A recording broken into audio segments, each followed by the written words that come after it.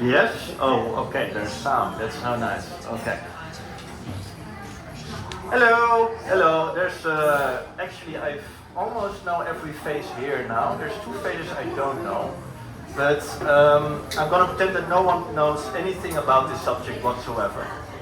And let's get on with it. We are three people that have been working here for the Creator Quest, and me and Elise Lebreton, have been working on the lichens. And for that purpose, I'll be talking to you about what lichens are first, and then Elise will take it from there and talk more about what we found on Saba.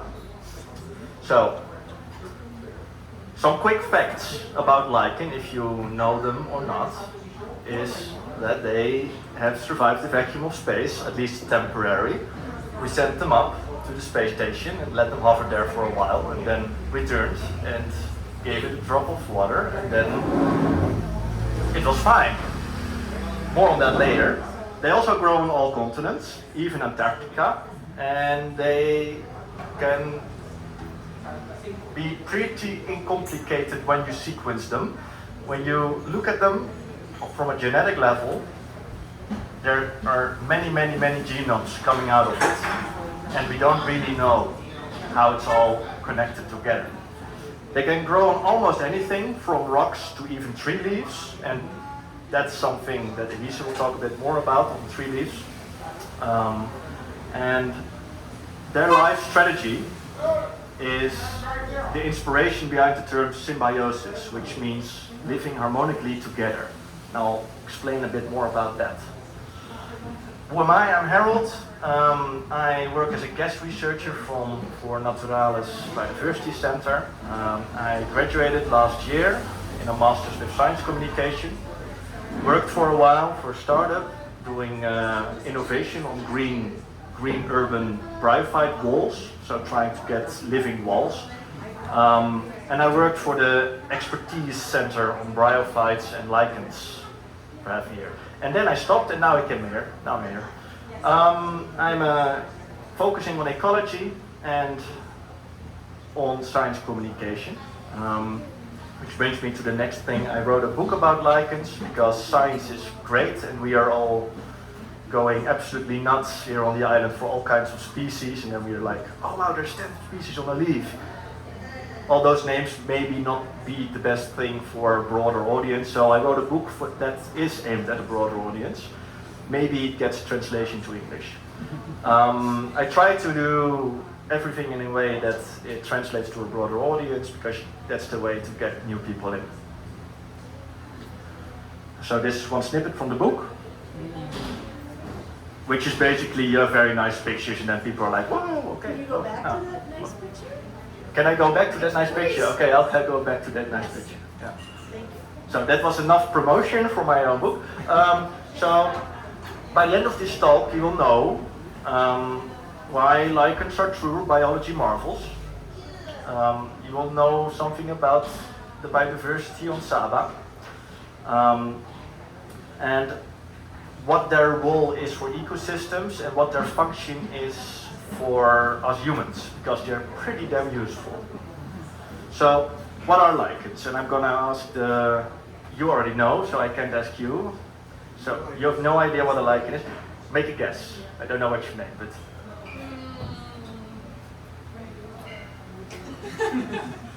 I want to say that it's not a plant. Yes, so far so good. I want to say that it's also a animal. Yes, it's also good. I want you to make a wrong guess. Yeah, please fail. Yeah. So what else could it be? Symbiosis, so that was the hint. Oh. That was the hint, right? That's the symbiosis of the two. Yeah, and which two are? Which two? Plants and something else. Okay, well, nearly there. Well, the funny thing is that if you're really nitpicky about it, you can't really answer the question right, because science doesn't really know. It's been an evolving concept, what a lichen is. It started with Linnaeus, who was the guy behind all the taxonomic names. And he lumped them in with algae, which you could view as very simple plants. Then mosses, fungi, a transitional group between it in 1867. Then there was a guy named Simon Swendener who presented evidence that lichens are at least part algae contained within a mycelium, which is the building block of a fungus. So he basically figured out that it's more than one organism. And then another person came up with the term symbiosis to describe the way they live together. But the thing is, how are you going to name something if it consists of two organisms? So there are more fungi species than algae to partner up with, and they built the home for the algae to live in. So we give the name to the dominant fungus. Now you do know. So the nice thing about it is that we call something a lichen when it is at least an algae associated with fungus. So even if it's total mess, if they're somehow associated, we call it a lichen. And they can be quite complex on top of that. So here we have a specimen that grows up north in the globe, and you can see that it has those blue-black spots. Well, the main fungus, the main photobiont, we call that, it's the algae. That one's green. But you also have blue algae, and the nice thing about blue algae is that they can fixate nitrogen, which simply said is just a fertilizer. So they have blue algae colonies that allow them to fixate nitrogen from the air. But the main algae is green. So the current definition leans closer to lichens being a miniature organism, miniature ecosystem. So that's the closest we get to a good definition. If we look at the evolution, those fungal species just constantly decide to evolve and de-evolve with algae constantly. But most of them, of the more than 20,000 species, are ascomycetes, which is like, you know, the typical mushroom. That's a basidiomycete, which basically means that they use gravity to release their spores. That's why they make a cap, so that the spores can like fall off. Then you've got the ascomycetes, and those make the spores in little sacs. Those sacs burst, and then they spout spores out of the air. Only 0.9% of lichens are basidiomycetes, so almost everything is an ascomycete. So that, which basically means that when a lichen has to propagate itself, then it basically just makes a mushroom, which shows as a disc. If you cut it in half under a microscope, it shows like this. You can see very well that the algae are just organized right below the surface. They're protected by an upper surface, and then you have this green zone, which is logical because it has to capture sunlight. Because through photosynthesis, it makes energy that the fungus can tap off. Below it, it's just mycelium. You just see the white zone, which just makes the structure. And below you see a fruiting body, and the black spots are actually spores that are collected in sacs. So this is what you see under a microscope. However, if your definition of being is basically algae associated with fungi, then basically a few cells will do to make yourself self-sustainable. So these guys can clone themselves like crazy in multiple ways. Sometimes they do it like in a powdery way, shown there. Sometimes they make like cone-shaped structures that can break off. But all those things can break off, and when they land lower on the tree or rock or whatever, they can just grow to a new individual. Lichens are really biological record breakers. So this one grows on the sidewalk quite a lot. We didn't find it on Saba though, but it has brothers and sisters that do occur here.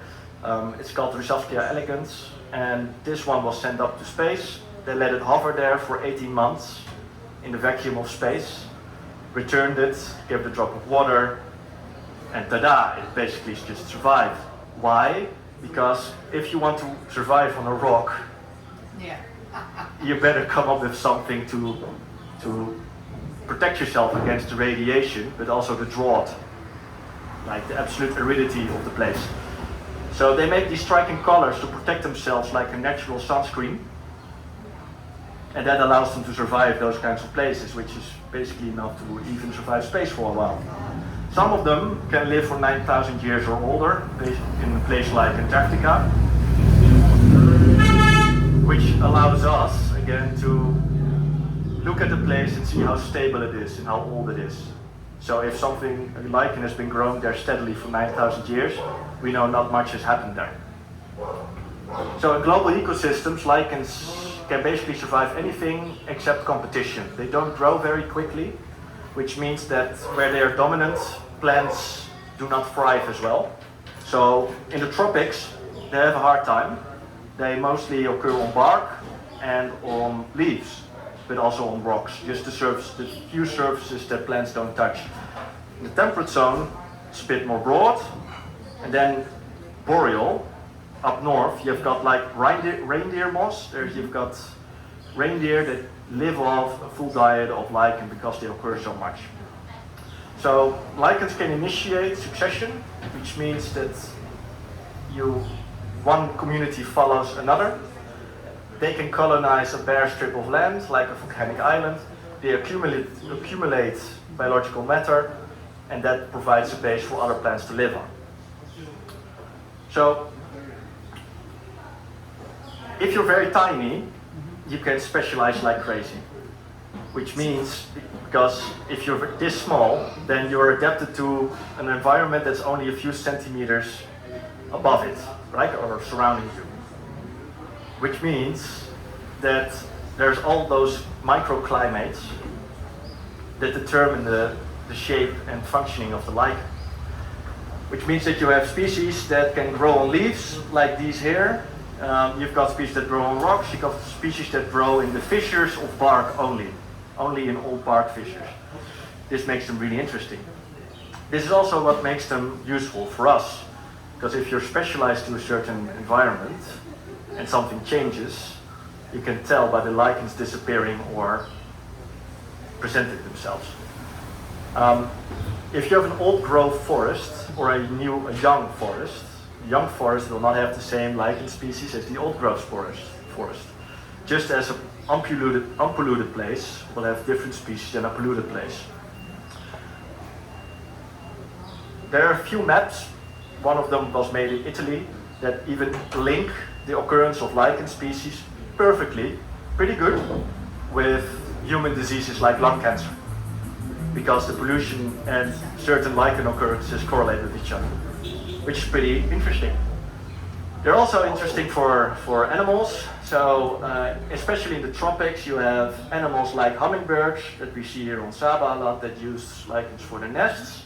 But you also have species that completely live and camouflage themselves with lichens, like the lichen catechid, which I hope to see one day. It only lives on Usnea, which is longbeards, which is longbeards lichen or something like that, greybeards lichen. Yeah, that's the name. So when those lichens disappear, the insects go as well. Where do you find that? I think it's in the tropics. I don't know precisely where. Probadillo, Boelo in Spanish, Yeah. Spanish moss. Then, sometimes lichens are not really happy or they are just being difficult and you can't identify them. But they have lichen substances in them that react to chemicals, which means you can use them for identification. Like this one reacts red with a certain chemical, but also with UV light. This one lights up golden, this one lights up orange and blue. Then we come to Saba. I'll already make the subject a bit nice for you. It's very small in size, but it's considerable in elevation, which makes it perfect for different communities that change when you go up. So At the top, of course, you have your cloud forest, and I have a shout out to an amazing plant here, by the way, not to confuse you all, but I had to show it. It's the leafless ghost plant. There's no chlorophyll. How that works, I'll leave up to you. At the top, lichens have a hard time because the humidity and the bryophytes provide too much competition for the lichens to grow. But there are a few rocks on top of Mount Scenery, and there's plenty of lichens there. This is an example of what you see there. Then you go down, then it becomes humid, secondary rainforest. Then we suddenly see way more species occurring on bark, because the bark is more, it doesn't get colonized as much, so the environment is a bit more stable. And you have, of course, more rocks. This is a very pretty species that we found on the exact same spot as our predecessor did in 2007, which was quite nice. Then, here, this is what you see in that zone, live on leaves. So there can be dozens of species on leaves. And then it gets a bit more arid, more dry, but the trees are loaded with lichens. Some of them produce fruiting bodies in the form of scripts, like runes. It's really quite nice, like this one. Then you have your cliffs and rocks, which is also extreme, but you also see that this lichen basically just looks like a rock itself. It's pretty amazing. And this is Steloschistus. It's only found on one place, one in a ridge on the island, and this one's one of the most spectacular ones. This one as well. And with that, I'm going to hand over to Elise. Yeah, but there's a question at the end. Do you want to have your microphone? Yeah, we'll sort it out. But we first have to finish our part of the presentation. I just wanted no, but maybe about the question Okay, I will answer the question then. how you personally got intrigued with lichens. Yeah, that's a simple one. I already liked plants when I was in high school, and then I was wandering about in a bookshop, and there was this field guide with lichens, and it said, with the script, that you see all those crazy pictures like this, and then it says something like common on laned trees. Well, I checked up all my lane trees, and then I didn't see anything, and then I went on an excursion with the author of the field guide, and then I just suddenly see all those like 20 species on a single tree, and then I was very intrigued by it, because we don't really know what it is. They can survive all kinds of crazy things. They're basically like living science fiction, and very, very few people are working on them. So it's basically a gold mine for a scientist. So that's why.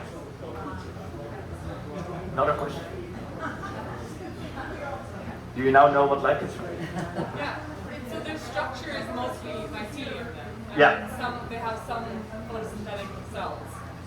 Yeah, there's the algae that lives inside it. Yeah. So now you know. Yeah. I don't know. Yeah. Okay.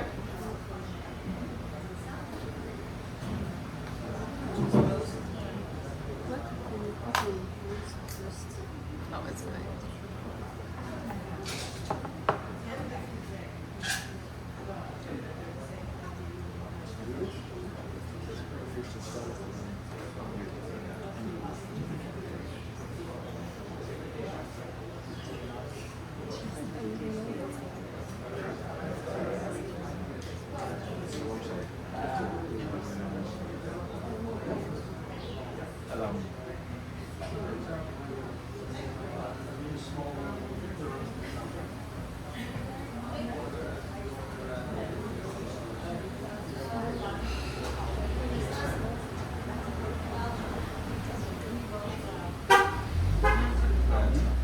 Okay, so now.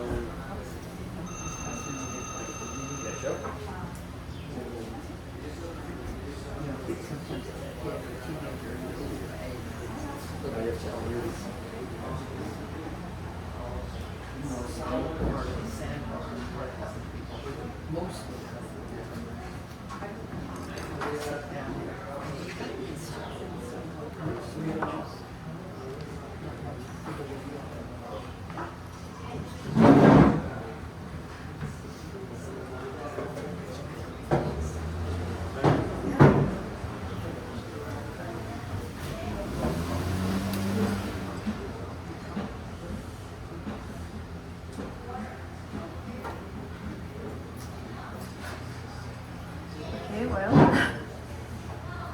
Good afternoon, everyone, and thank you for being here.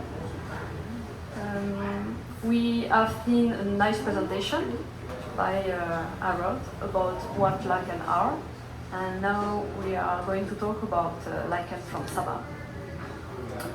So I like this picture because you can see, of course, you can see the snakes that you already know, but you can also see a rock completely covered by a large community of lichen. You can see there is dozens of species here. You can see different forms, foliose form, crustose form, which is really, really nice. And this is a good picture to introduce the title of my presentation, which is Small Island High Diversity. So this project is supported by Hugo de Vries Fund in collaboration with Sea and Land Foundation and Naturalists. And the Erasmus project. Okay, I'm Elise. I'm a lichenologist, and my research focuses on the tropical lichen diversity. I have been working on lichen from Guadeloupe for 8 years now, and I have a specialization on lichen growing on living leaves. We call it leaf-dwelling lichens.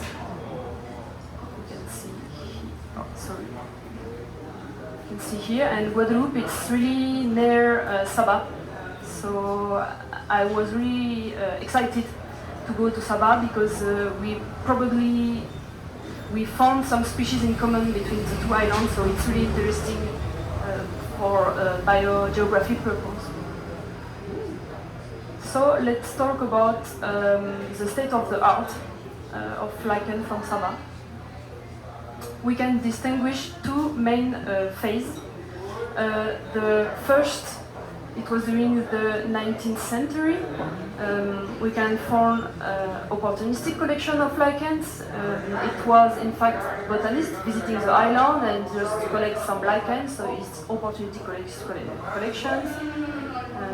And the first real expedition focused on lichen. It was two expeditions from the New York Botanical Garden in 2006 and 2007.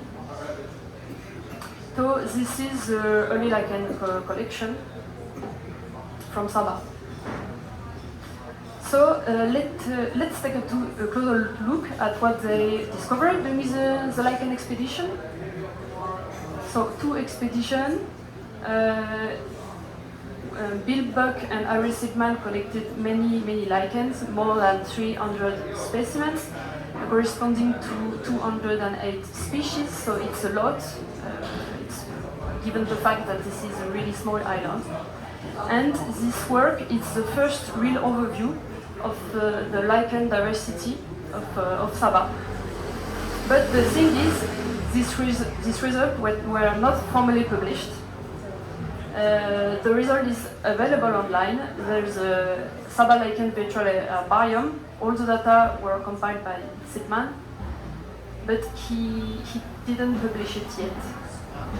That's why we are on the footprint of Sipman and Bill Buck. So, first question we ask ourselves for these expeditions is, do we already know most of the lichen of Saba, or is there still much to discover? So our hypothesis is there is more species to discover. Why? Because some groups were understood or require further analysis, DNA analysis, to identify it. For example, lichens on leaf, Sipman wasn't able to collect it, or if he collected it, he collected some 4 or 5 species only. Some macrolichen needs more analysis, DNA analysis, and there are also the group of Artonials. The other question we have is, has the lichen community changed since 2007? So our hypothesis the hypothesis is that some species have disappeared and others appear. Why? Because Saba is in the belt of the hurricane, and you probably remember the Irma hurricane. It was really devastating.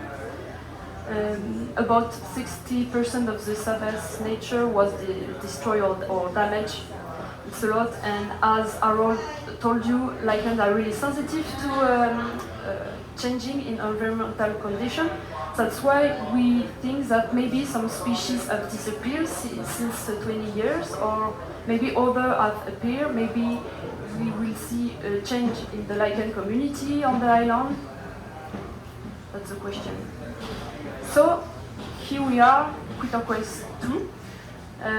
Critter Quest was extended to lichens, so it's really nice. This is us, the three musketeers.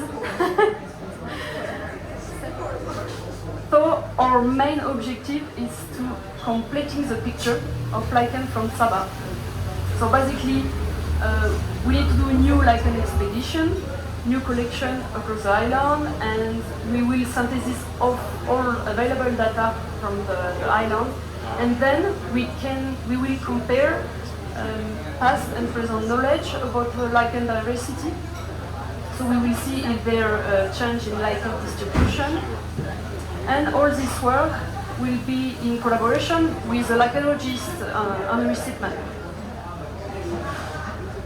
So basically, during the field expedition, Harold was in charge of the lichen on rock. So he was with his hammer and etc. And me, I was in charge of the folliculus one, the one on bark, and Warre.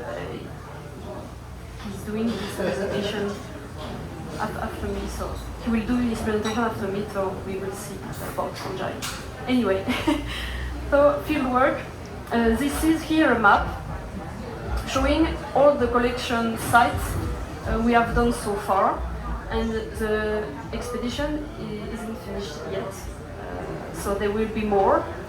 And this is our collection, so we collected more than 500 specimens. We don't know yet how many species are, but probably more than 100. So this is a lot of envelope and stuff to proceed. And the first result is there is indeed more species for Saba. We found more than 20 new records for Saba. It's species. This is species we can easily identify it, because for lichens we need to do microscopic analysis, and it's impossible to do it. It was impossible to do it directly on Saba. That's why it's just the obvious species, so it's a lot, and this number will probably be higher in the next months when we will have access to DNA analysis, etc., etc. So this is here. This is 3 species growing on bar, Astrochapsa. This is a strange Pyrenula. I'm pretty sure that Sitman didn't collect it. It's related to Pyrenula cubana. Anyway, I'm talking lichenology stuff. It's here. Yes.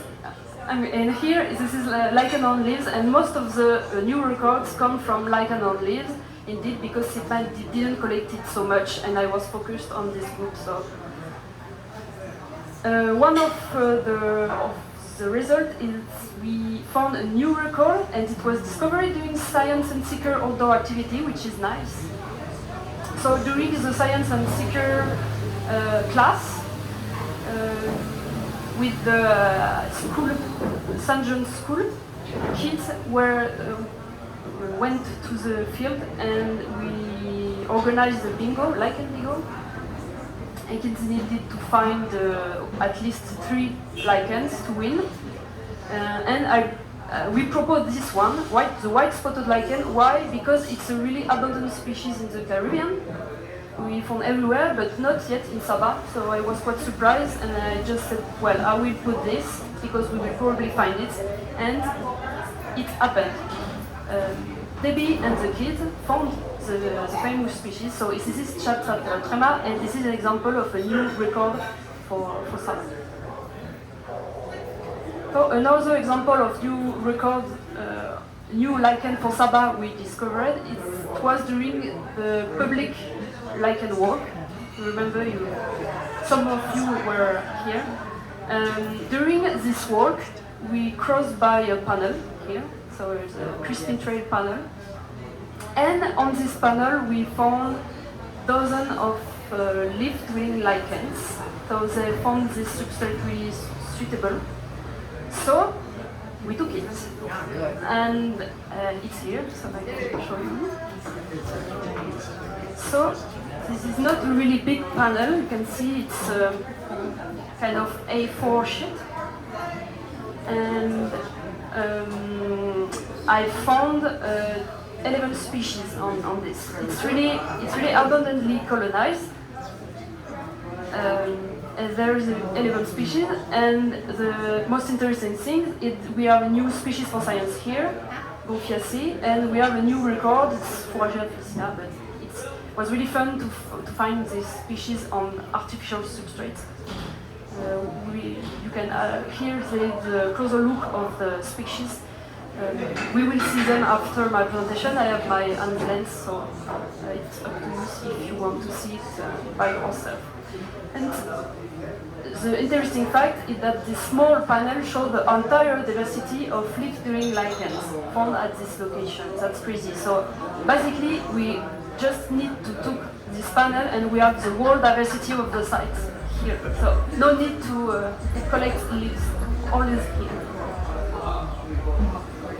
So, as I said, Saba is a really small island, but despite the fact that forests are disturbed, there is really high diversity of lichens. I was quite surprised by that, and we were also surprised by the fact there is so much novelties. Even without microscopic analysis, we can see that there is a lot of new species for Saba, and so there's a lot of work to do. To complete the first synthesis of lichen from Saba, so this story is to be continued. So thank you for listening, and I would like to thank the Hugo de Vries Fund, because without this fund we will not be there. Thank you Sierra Leone Foundation for the organization of the activity, for the support, for logistics. Thank you to Naturalist Biodiversity Center for the scientific support through the ARISE project. And I would like to do special thanks to Michael, because he invited me months ago and I was really happy about the opportunity. And he basically created a Creator Quest. And thank you to Jan.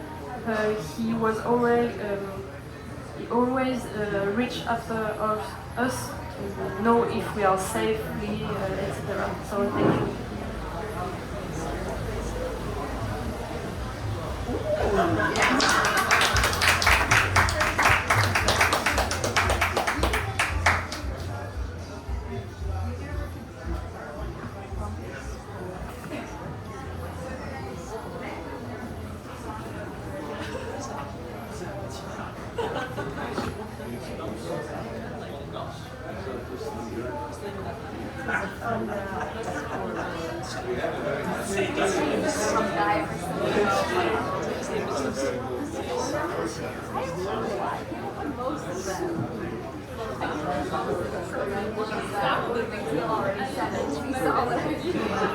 Okay, so hello, we are at the last part of this presentation. It's about the fungi here on Saba. My name is Warre Van Caenegem. I'm a PhD student at the Laboratory of Fungal Ecology and Evolution at the Biology Center in the Czech Republic. I've worked together with Michiel, that Elise already mentioned, for some past projects, and that's how I ended up here on this island. So first of all, I will kind of introduce you to the world of fungi.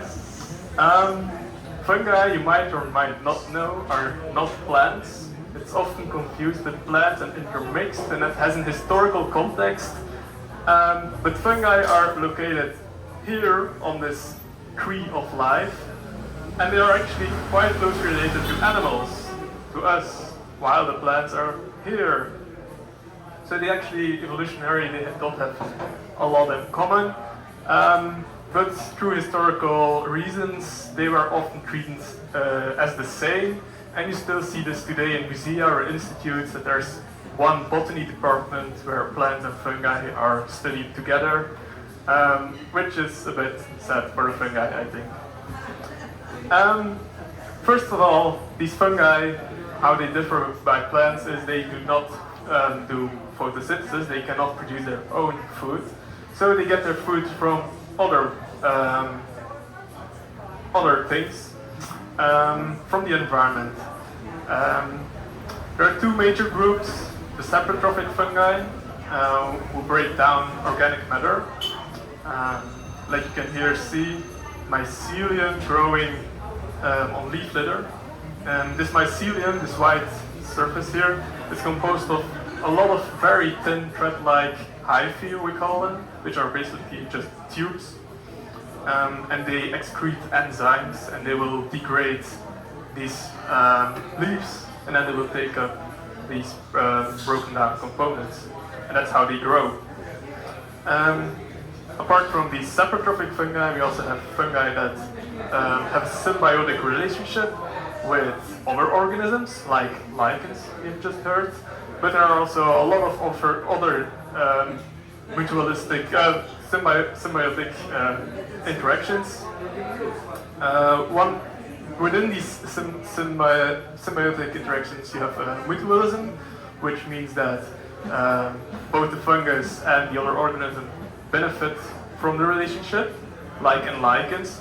But there are also a lot of fungi that grow together with plant species, whereby the plant will provide water and sugary components to the fungus to grow, and the fungus will protect the plant against pathogens by growing along its roots, and it will also help to take up nutrients from the soil and transport it to the plant, and it would also help to in drought stress.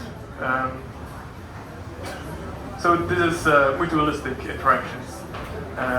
On contrary, you also have parasitism and pathogenic interactions, where the fungus will benefit and the other partner will have a disadvantage, and it will get ill, sick, it will die, probably, depending on the interaction.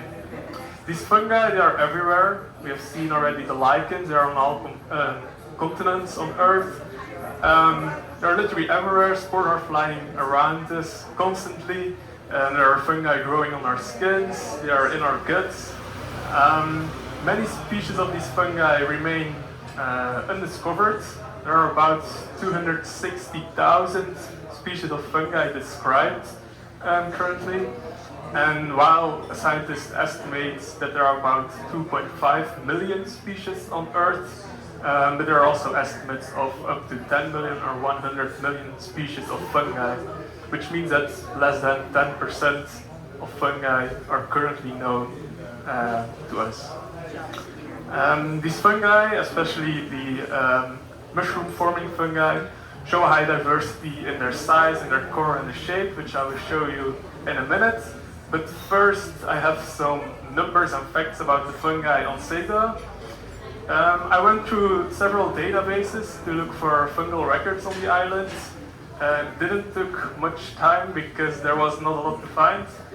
I looked at iNaturalists, which is a website where people just post photos of organisms they find. And there are about 45 species reported here on the island with a photo.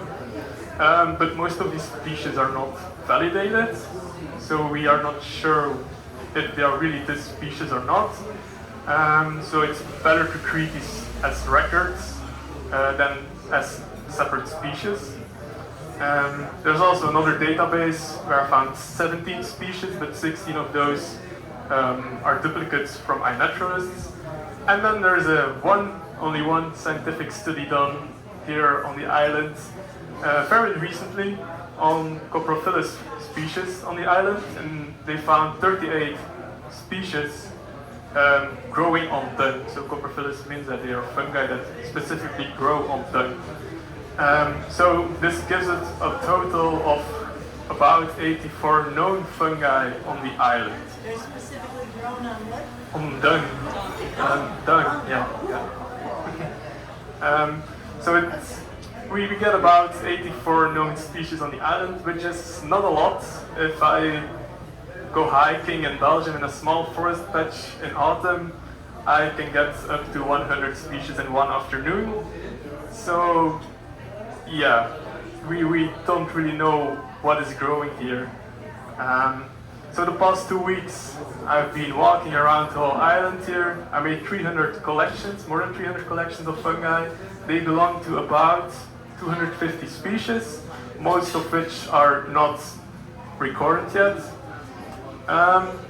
And the idea of this project, of this expedition, is actually to make a first checklist of fungi of the island, including these past records and the records of the other mycologist who was here, Clark Overbo, because he also found things that I haven't found here. So now we go to the fun stuff, looking at pictures of mushrooms. The first group are the wax caps, Hygricidae. I found 5 species of these.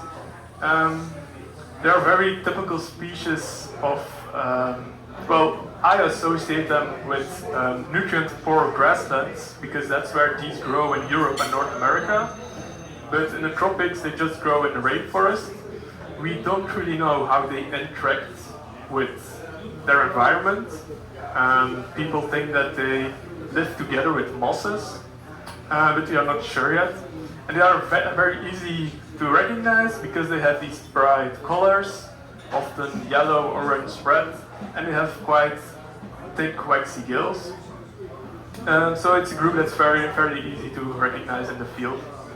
I found this one right at the top of Mount Scenery. It was the first wax cap I found, and I found several more. This one here looks a bit different. It looks very similar to a species I know from Europe, but it's probably not that one. And another red one, a very small red one.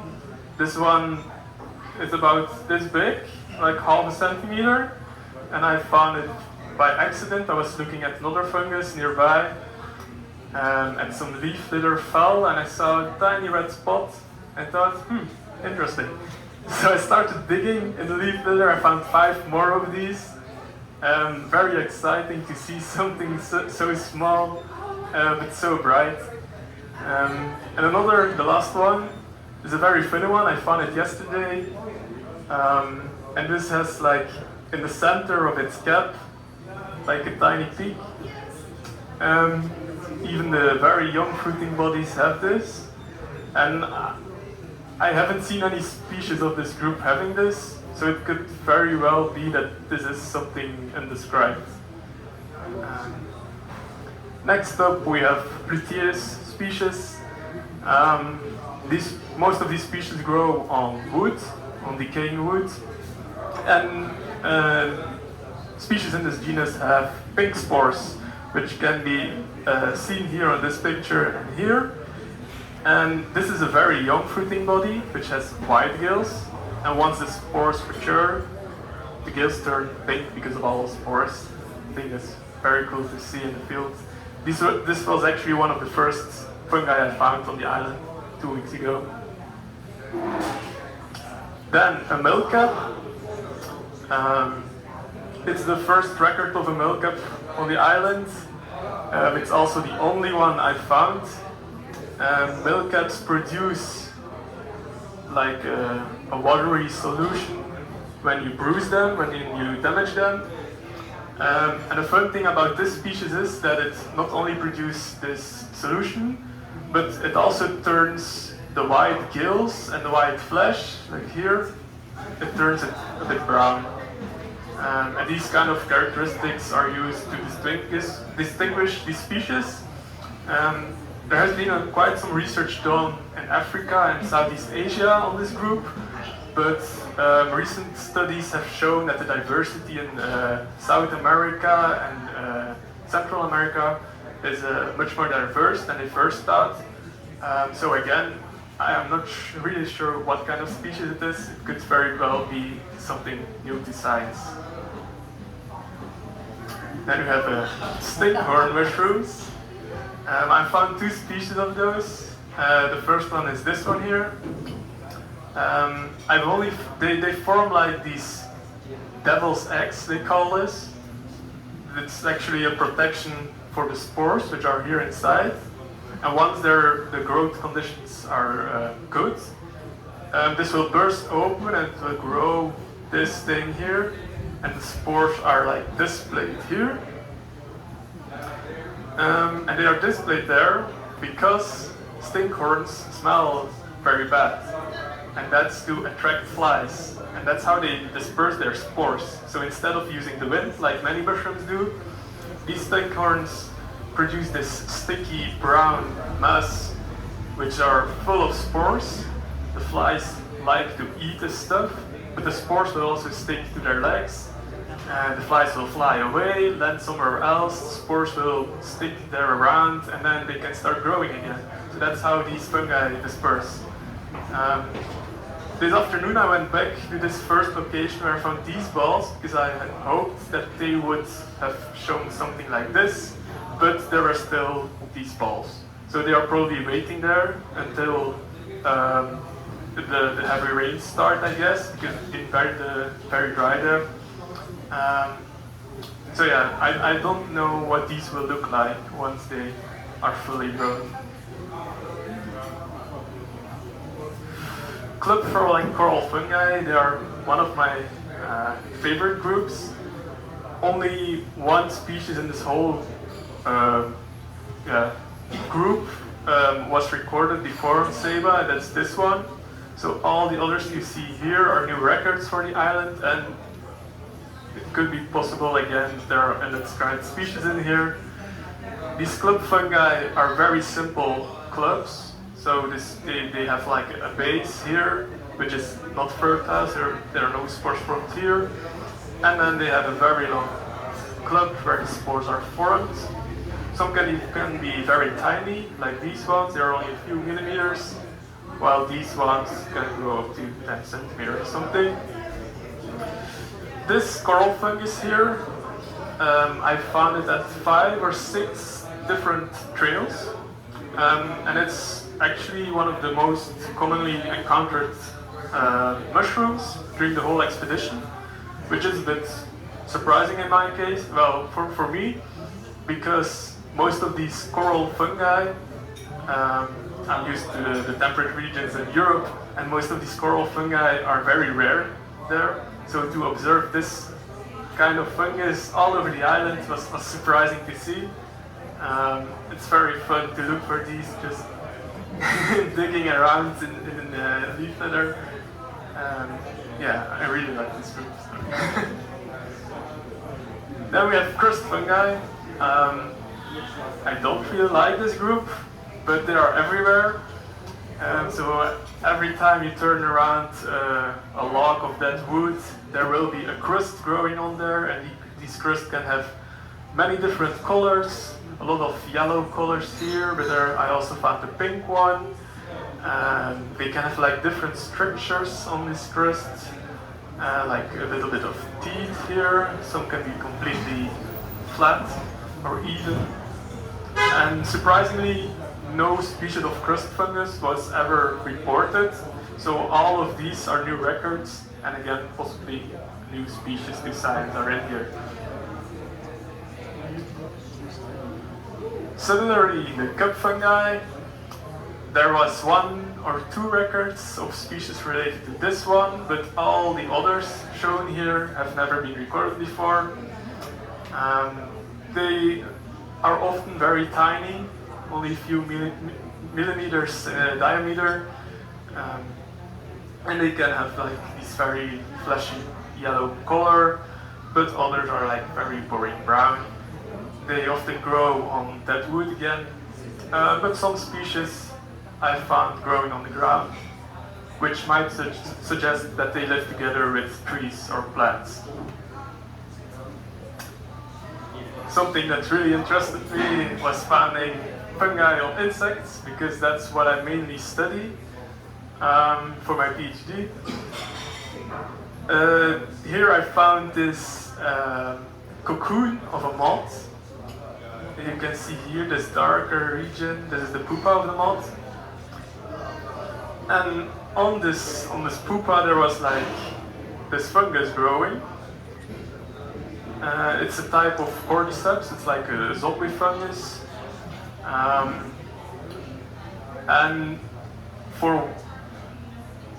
I found this, I think on the second or third day we were here on Mount Scenery, and yesterday I found another one growing on a beetle. It's a bit less spectacular, I think, but still a great find because none of these fungi or insects are known to Saba. So you can see here the beetle, its head is here, here are the wings. It was actually laying on its back, and the fungus was growing outside of it. So these kind of fungi, the cordyceps type of fungi, they kill their host to grow, and then they form the spores here on these branching things, and then it has to be lucky to land on new hosts and to infect it again and kill it. And lastly, I have some oddities. This boring black stick I found near the very tiny red wax caps I talked about earlier. This is a earth tongue. It's again the first record for the island of a species of earth tongues. Here these are earth tongues from Belgium, and usually these earth tongues have like a narrow stipe, which is not fertile, so no spores are formed there. And on the upper part they have a more flattened surface where the spores are formed. But unfortunately this broader structure here lacks. It probably broke off and I couldn't find it. Luckily there are spores here, so we can still study these and use this for further analysis. I'm very excited about this group because it's a very understudied group. Not a lot of people work on these. So yeah, then this thing was handed to me by Elise while she was looking for lichens on leaves, and she found these tiny orange clubs sticking out of kind of algae mats or something. We don't really know. I absolutely don't know what they are. They're probably a fungus, but I have to look under the microscope to see what it actually is. But it's very interesting. And lastly, I have this big thing, which is, I think, not a very beautiful fungus, but it was very surprising to see it growing near the trail to the ladder, because it's very dry, it's dry forest there. The ground is very dry. They found a lot of lichens when we went there, but I think I found 5 species of fungi, one of which was this. The other 4 species were all crust fungi growing on the wood, laying on the ground. So it was very surprising to see like such a big fungus growing there. A cool thing about this thing is that it has a stipe and a cap, but instead of having gills, it has these spores which produce the spores. And because it was growing there on dry ground, because the fungi need water to grow, I suspect that this mushroom lives together with trees there.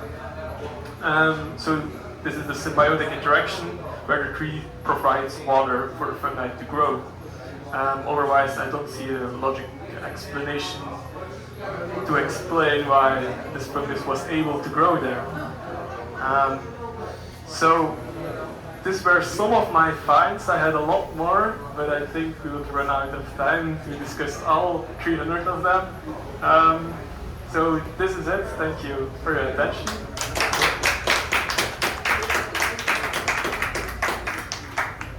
Are there any questions? Yes? So, I need to to figure out how to articulate this. Maybe you should put something on that. So can we summarize to say the three of you were very happy to do this exhibition for your own purposes, scientifically, not just personally? Yes.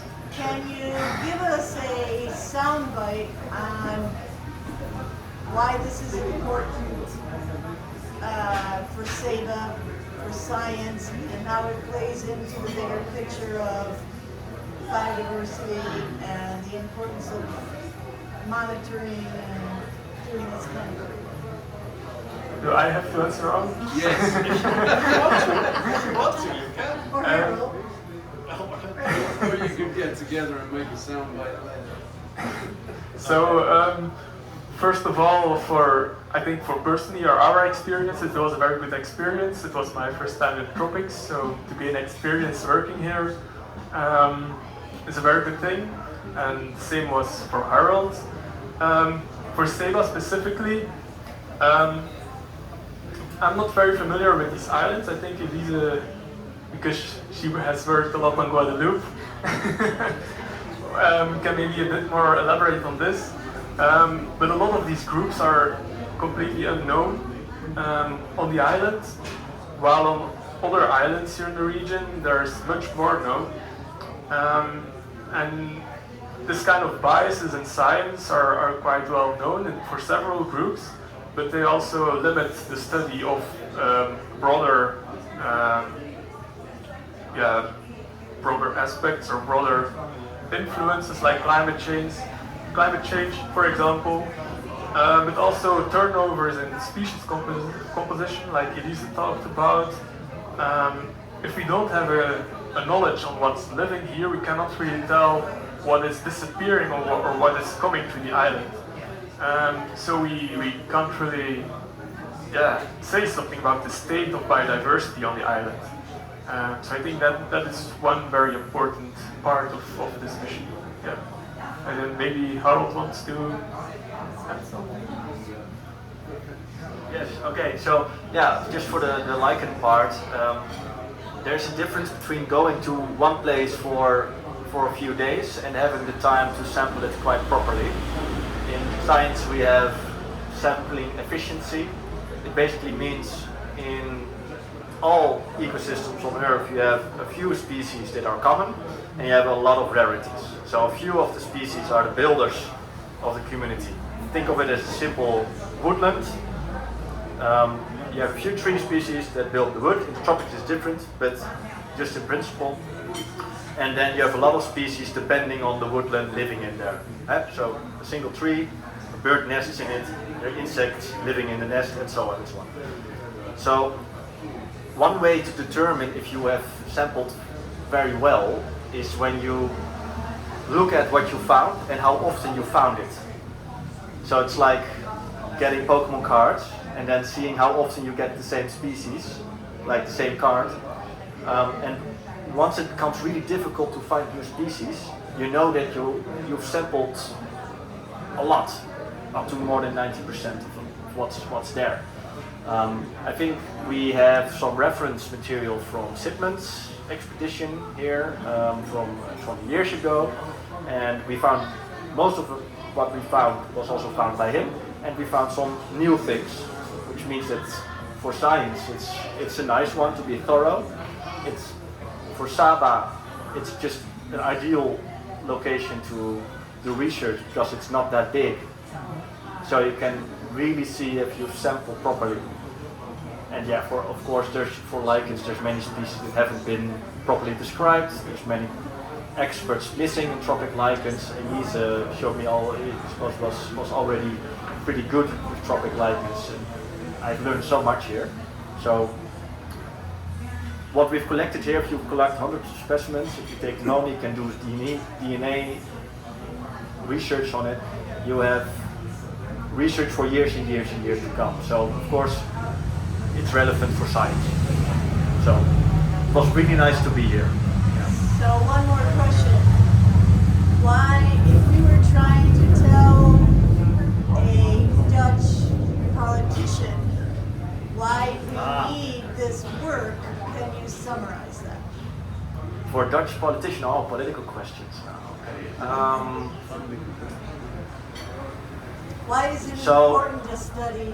First of all, I am not someone that's going to claim that a very obscure species should have all the attention, but on a more fundamental level, if you know the building blocks of a community, and you can monitor it properly, and the way I defend this kind of research is by saying you've got a library, and part of it is still unlocked. We know that the library is there, there's all kinds of books, every book is a species.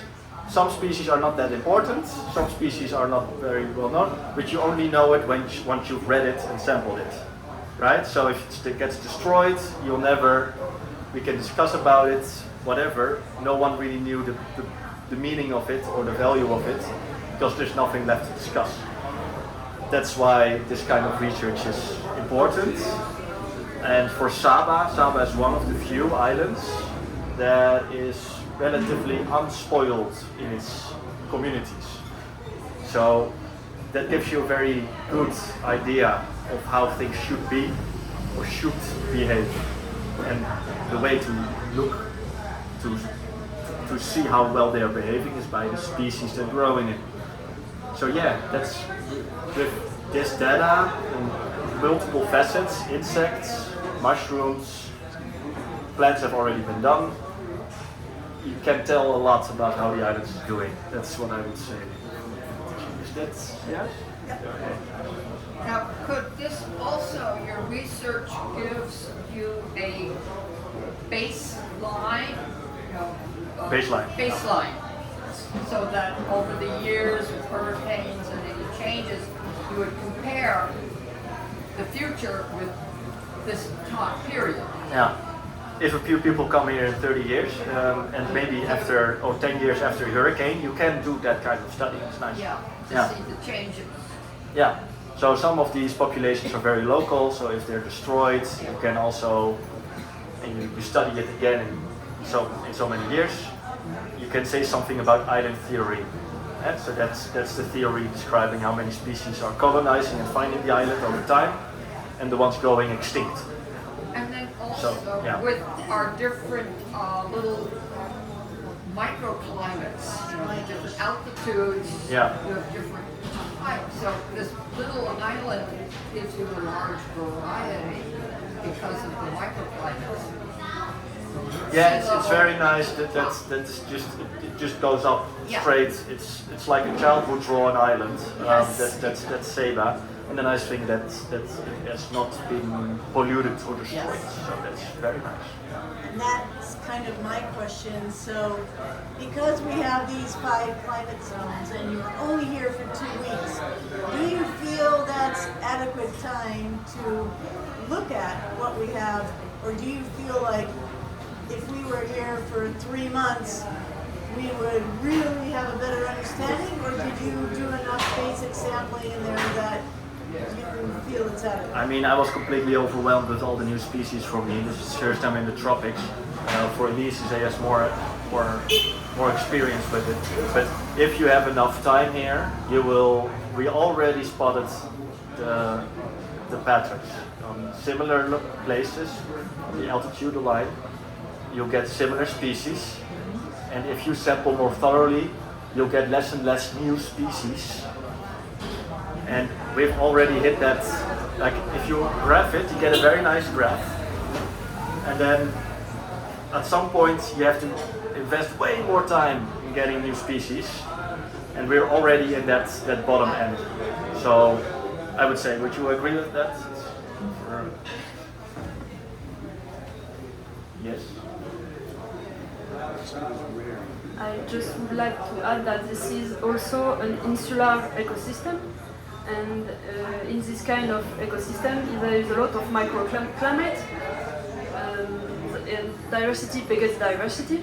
That's why it's important to explore all parts of the island, because it depends on which side of the mountain, for example, or forests can be really different. microclimatic conditions can be really different, and lichen are really sensitive to that. That's why Saba is rich, and Caribbean islands are rich in lichen, because you can find a lot of them on the tiny area. But have we had enough time? If we have enough time, I think on the field, for example, we collected, morning until the night. Sometimes we were with our lights, so if we want to find more species, you spend more time, because you will find tiny species. So I think we can continue to discover things. For example, the north part of the island, it's completely underexplored. We can go there because the trail is completely destroyed, as I understood. So if we need to come back here, it will be nice to go to the north exploring. So yeah, we need more time. So are you confident that if you or other researchers had 6 weeks instead of 2 weeks, that the discoveries would be exponential, not less? A few more. Or at least equal? As Harold Because then said, you can go to different areas, different elevations. as Harold said, we will reach a plateau, but it's difficult right now to, because we could maybe make how do you say, It's just not we can calculate it. We can calculate this, like made prognostic. There's some protocol to do that, maths to do that. So, and maybe after we work on our specimens, and we will have a better idea of what if we need to do more work and how much we need to do. And I would like also to add for the political things, it's almost a philosophical question, because here we study biodiversity, and you need to see biodiversity here like a treasure. It's a way of thinking. So people should be proud to have a lot of species, and also there is endemic species. We as a scientist, we are here to just describe species and produce tools so that people can be involved in the lichen inventory, etc. So this is our job as a scientist, to just dig in, name the species, do checklists, so people can work on lichens or try to recognize them. Okay. One last question from me. Easy one. Is, and excuse my ignorance, but insects who have a short life cycle might be different if those entomologists came at a different time of year, whereas lichen won't really matter if you came here at a different time of year, and fungi may matter? Yes, this is a very big difference actually between the lichens and the fungi, for example, because these lichens, they grow very slow, and if you observe a lichen on a stone there today and go back in 2 weeks, it will be still there. But if you observe a mushroom, 3 days later it can be completely eaten, so we wouldn't even know that it was there. So these 2 weeks that we've been here, for mushrooms at least, it's the species that I found is very limited of what occurs here on the island, especially because it's been quite dry the last few weeks, so these mushrooms need a lot of water, so it would be better to come back or do another expedition when it's a rainy season. There will be a lot more mushrooms, a lot more diversity, which we haven't seen in these past 2 weeks. And the same goes for insects, of course, because these have these life cycles depending on also on water and temperature. So I guess it's a big difference between those 2 or 3 groups. Yeah. Who knows what you can find? Yeah. Thank you. It's